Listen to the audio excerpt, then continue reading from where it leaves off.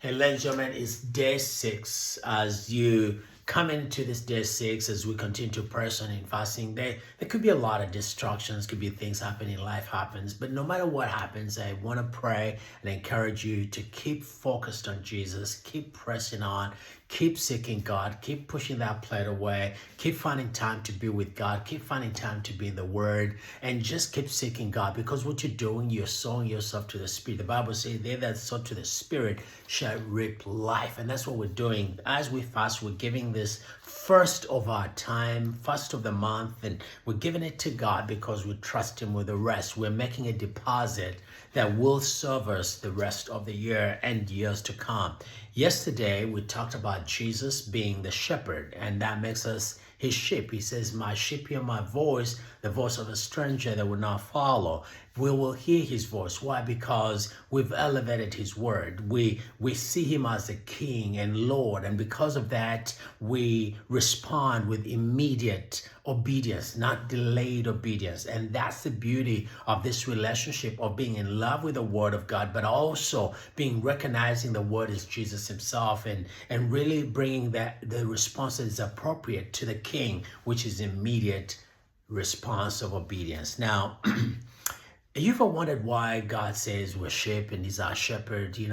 Couldn't God have given us a beautiful, more magnificent animal to be likened to? What about a horse or a lion or even a zebra? But He says sheep. There are two beautiful things about sheep that really captures what our lives are supposed to be like.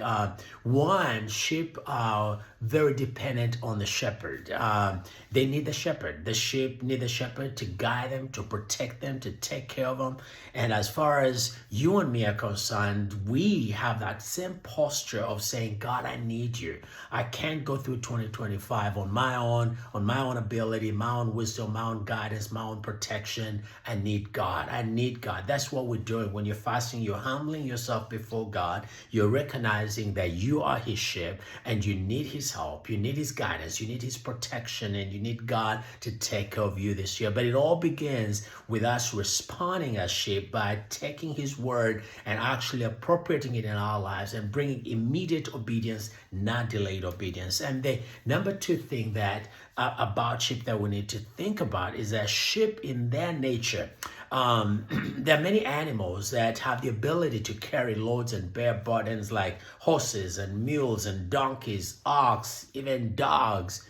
But sheep are not load bearing. Sheep have no ability to carry a load or pull weight. Therefore, sheep have been designed by God not to carry any burden. And God says, you are my sheep, because you're not designed to carry your own burden, your own loads. And I know in 2024, you might have gone through seasons where you were stressed out, anxious, worried, sleepless night, because you're carrying your own weight and you're carrying your own burdens. But this is for us to remember that God never designed us to carry our own weights and our own burdens, because when we do, we break down mentally, physically, emotionally. So we have to remember that as we come into this year 2025, there are going to be ups and downs, and there are going to be all kinds of things happening. But let's remember that we are sheep, and Jesus is a shepherd, and He is the load-bearing King, and we are the sheep of His pasture. We're going to cast all our cares upon Him, for He cares. We want to practice that in this year 2025, that we'll remember that at every single time.